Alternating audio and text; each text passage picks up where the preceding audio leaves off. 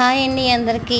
ఈరోజు మా ఇంట్లో కర్రీ పప్పు చల్లమిరపకాయలు వడియాలు సమ్మర్ స్పెషల్. ఇంతకుముందు వడియాలు పెట్టిన వీడియో చూపించాను కదా మీకు.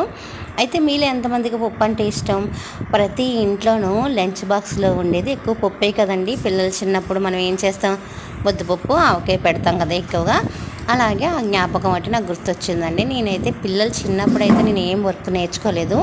పిల్లలు 6th క్లాస్కి వచ్చిన తర్వాత నేను వర్క్ నేర్చుకున్నాను, పార్లర్ వర్క్. అయితే నా కూతురు మాత్రం 6th తర్వాత నేర్చుకున్నా కూడా బాగా మిస్ అయిందనమాట. ఇలాగే ముద్దపప్పు ఆవకాయ మీద ఒకసారి టాపిక్ వచ్చి, అమ్మ నాకు ఇప్పుడు పొద్దున్న ఎప్పుడో బాక్స్ పెట్టేస్తున్నావు, ఇదివరకు చక్కగా వేడివేడిగా తీసుకొచ్చేదానివి అని అందనమాట.